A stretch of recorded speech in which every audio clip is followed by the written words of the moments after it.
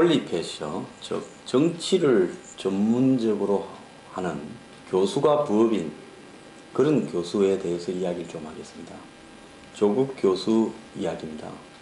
과거에 2011년경에 당시에 대선을 앞두고 있을 때 조국, 안철수 두 사람은 서로 협력하기도 했고 같은 폴리패셔로서 열심히 비슷한 노선에서 일을 해왔습니다. 그때 박원순 시장으로 안철수 당시 이 원장이 대학원장이죠. 서울대 양보를 하고 박원순 씨로 2011년 11월 서울시장 보궐선거가 단일화되는데 조국 교수가 많은 기여를 했던 걸로 알고 있습니다.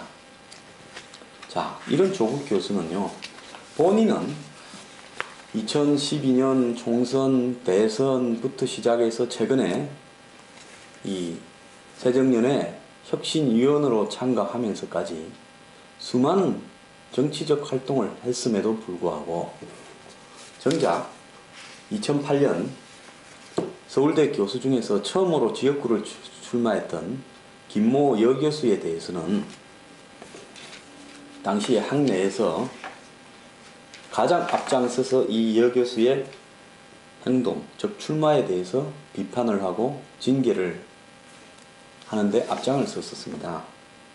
자, 본인은 정치를 사실상 해도 되고 다른 사람은 직접 출마하는 것, 즉 뒤에서 저런 식으로 정치를 직접 안 한다고 하면서 항상 정치판이 열릴 때 나서서 훈수를 두거나, 훈수가 아니라 아예 나서서 판을 갖다가 정리하는 역할을 하거나, 안 그러면 정당에 뛰어들어서 정당에 서로 간의 개파끼리 싸우면서 이해관계가 걸린 문제를 내어걸고 앞장서는 이런 부분보다 차라리 출마하는 사람이 나은 거 아닙니까? 비례대표 받는 사람보다요. 근데 그 사람이 출마를 했다라고 해서 징계에 앞장섰던 사람이 조국 교수였습니다. 그런데 자기는 지금 어떻게 하고 있습니까? 안철수 의원을 보고 즉 당헌 당규로 확정된 사항을 지키기 싫으면 탈당해서 신당을 해라. 당이 싫으면 나가라. 그러니까 당신의 이익과 맞지 않으면 추잡한 사람이고 당신은 마치 이해관계랑 무관한 순결한 존재인 것처럼 하지 마라 라고 안철수 의원을 비판했습니다. 안철수 의원이 중앙위원회에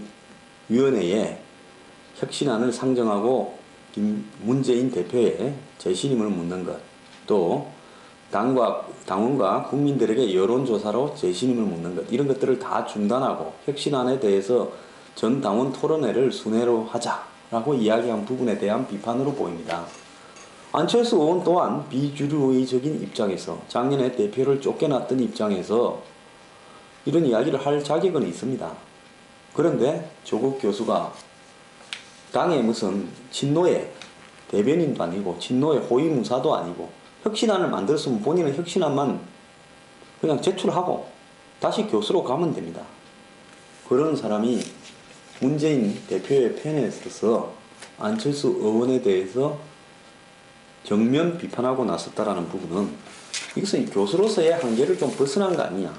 이분은요, 내년 총선 불출마와 그 다음에 정치적 무건을 갖다가 하면서 혁신위원회에 임명됐습니다. 즉 내년에 총선에 안 나가겠다. 정치적 언급은 자제하겠다라고 했습니다. 그런데 지금 벌써 정치적 언급을 하고 있습니다. 자신이 만든 혁신안에 대해서 비판을 하면 당을 떠나야 됩니까? 자기가 새정년에 무엇을 하고 있습니까? 이분은 과거에도 대선이나 총선에 개입했다가 결과가 안 좋으면 정치적 무건, 동안거에 들어가겠다. 자기가 선임입니까? 그러다가 또 좀 있으면 참지 못하고 나와서 정치적 발언을 계속하면서 한마디로 야당의 민주당이나 새정년의 치어리더, 장애 치어리더 역할을 충실히 해왔습니다. 조국 교수로 말하자면요, 2살이나 더 일찍 들어가서 만 16세 몇 개월 만에 서울대 법대에 입학한 천재로 꼽혔습니다. 그리고 울산대 교수가 26살에 되었습니다. 잘생겼고 집안도 좋고 흔히 이야기하는 강남 좌파, 우리가 캐비어 좌파, 벤저 좌파, 와인 좌파, 샴페인 좌파라고 부르는 사람들, 자신의 계급이나 신분은 상류층이면서 생각은 좌파와 진보적인 걸 지향하는 사람을 이야기를 하죠. 제가 지금 이야기하지 않았습니까? 그리스의 재무장관, 지난번에 그리스의 EU와 회담을 주도한 그 재무부 장관, 뭐 바로 파시겠습니까? 그 사람 그리스에서 최고 가는 부자의 아들인데 그냥 국민투표 붙여놓고 그 다음날 떠나버렸지 않습니까? 오토바이 타고. 그런 사람들을 다 강남 좌파라고 하죠, 한국에서는.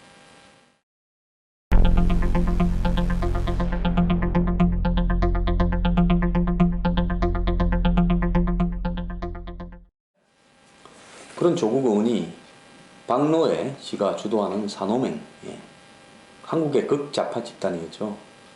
지원을 해줬습니다. 그걸로 6개월간 교도소를 갔고요. 나중에 국제사면위원회 등에서 양심수로 꼽혔습니다.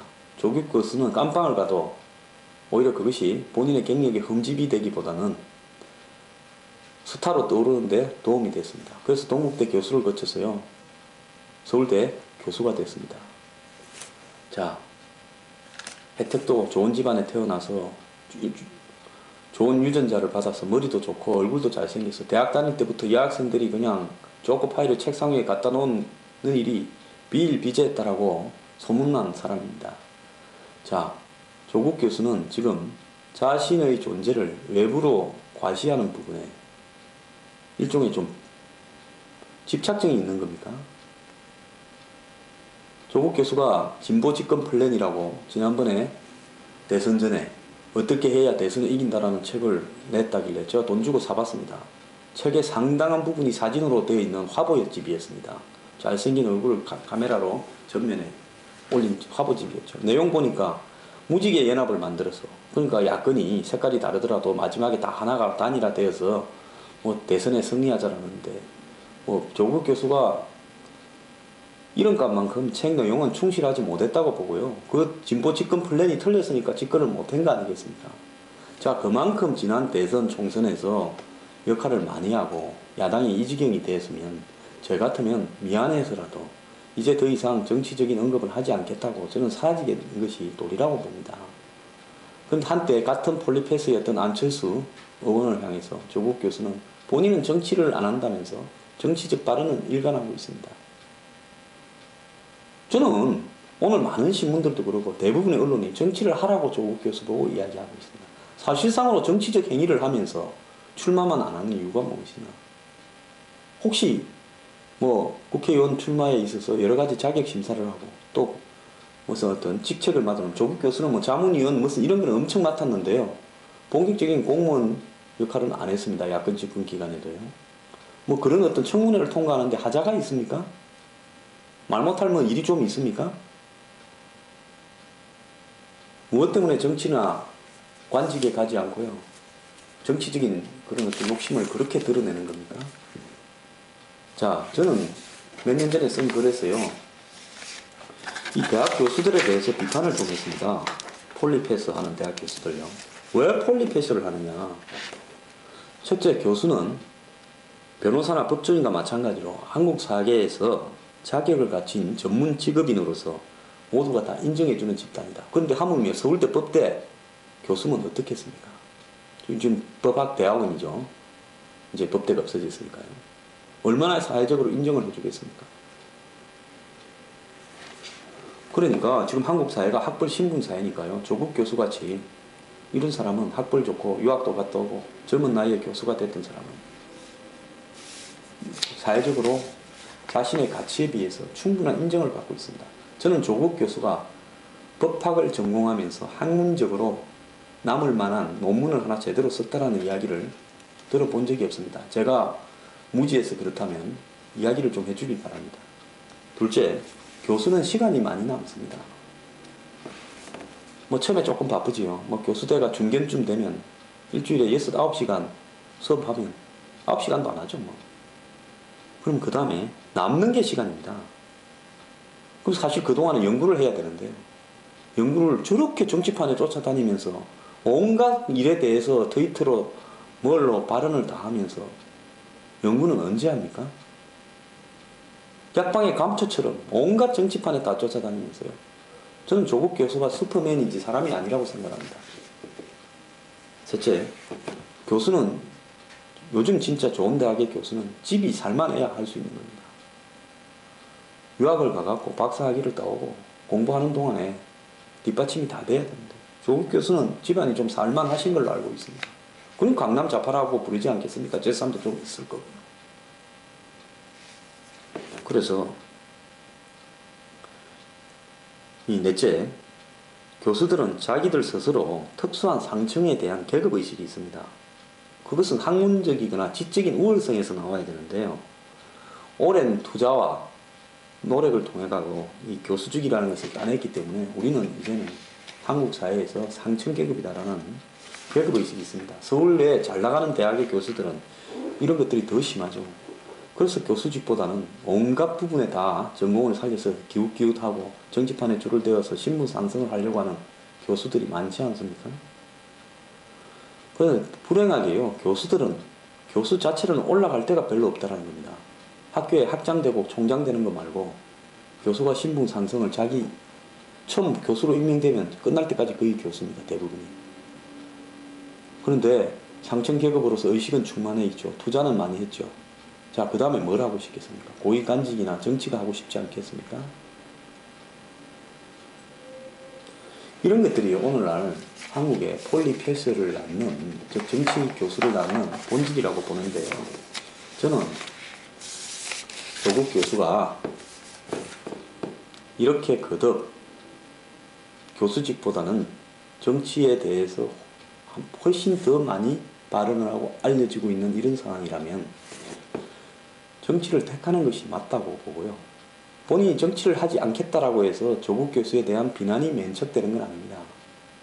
출마를 하고 무슨 직책을 갖고 하는 것이 그걸 안 한다고 하면서 나는 정치에 대해서는 계속 발언하겠다라고 하는 것이 마치 지식인과 우월한 상층 계급으로서 이 지저분한 정치판에 내가 고상하게 그래도 후원을 해주고 내 아이디어를 제공하겠다라는 자비입니까? 국민들 다수는 조국 교수를 별로 좋아하지 않습니다. 야권에서도 조국 교수를 싫어하는 사람이 많습니다. 조국 교수의 그런 하층 계급에 대한 자비는 필요 없습니다. 조국 교수요, 정치를 하고 싶거나 장관을 하고 싶거나 대통령을 하고 싶으면요, 그냥 한다고 뛰어드는 것이 떳떳하고요. 지금은 문재인 대표의 호위무사록밖에 보이질 않습니다. 자, 그간에 조국 교수가 양심적인 진보 지식인 강남 좌파로서 포장 잘 해왔는데요. 이제 그 포장이 다 뜯겨나가고 있습니다. 사람들은 처음엔 속아도 오랫동안 속지는 않습니다. 조국 교수 정치를 하거나 청문회를 통과해서 고위간직을 맡고요, 그걸 할 자신이 없으면 그냥 정치적 발언을 하지 마세요. 하층민들은 상층 계급의 그런 우아한 자비를 원하지 않습니다.